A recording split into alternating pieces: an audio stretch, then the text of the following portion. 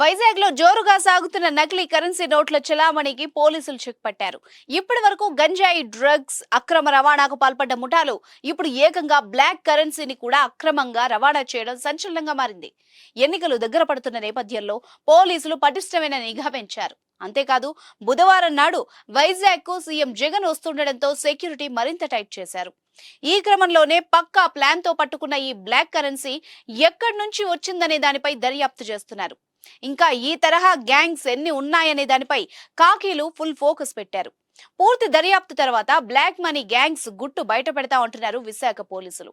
అన్ని రకాల చర్మ సమస్యలకు శాశ్వత పరిష్కారం ఈ శ్రీత 9281458181. విశాఖ నగరంలోని బ్లాక్ కరెన్సీ ముఠా గుట్టు రట్టయింది. నకిలీ కరెన్సీ మార్పిడి చేస్తున్న ముఠా సభ్యుల్ని పోలీసులు అదుపులోకి తీసుకున్నారు. నల్ల కాగితాలను కరెన్సీ నోట్లుగా మారుస్తామంటూ మోసం చేస్తున్నారు. బ్లాక్ కరెన్సీ ముఠాను టాస్క్ ఫోర్స్ స్పెషల్ బ్రాంచ్ పోలీసులు పట్టుకున్నారు. ఎయిర్పోర్ట్ పోలీస్ స్టేషన్ పరిధిలోని కాకనీ నగర్ దగ్గర దొంగ నోట్ల మార్పిడి డీలింగ్ జరుగుతుండగా రెడ్ హ్యాండెడ్ గా పోలీసులు పట్టుకున్నారు. బ్లాక్ కరెన్సీ నోట్లుగా మార్చేందుకు 2 కెమికల్స్ వాడుతున్న ముఠా సభ్యులు పోలీసుల అదుపులో ఉన్నారు. ఈ దొంగ నోట్ల వ్యవహారంపై ఎయిర్పోర్ట్ పోలీస్ స్టేషన్ పోలీసులు లోతైన విచారణ చేపట్టారు.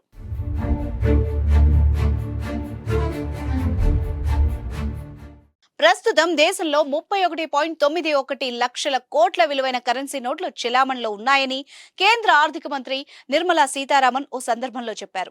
జీడీపీలో వృద్ధి, ద్రవ్యోల్బణం, పాడైన నోట్లకు బదులుగా కొత్త నోట్లను చెలామణిలోకి తేవడం, నగదు ఏతర చెల్లింపుల సరళికి అనుగుణంగా ఆర్థిక వ్యవస్థలో కరెన్సీ నోట్ల సంఖ్య ఉండేలా ప్రభుత్వం చర్యలు తీసుకుంటుందని ఆమె వెల్లడించారు.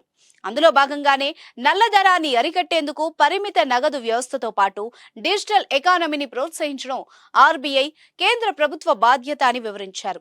ఇటువంటి తరుణంలో బ్లాక్ కరెన్సీ ముఠా డీలింగ్స్ జరుగుతున్నట్టు విశాఖలో వెలుగులోకి రావడం సంచలనంగా మారింది. చూద్దాం, పోలీసుల దర్యాప్తులో ఎటువంటి నిజాలు బయటకొస్తాయో మరి.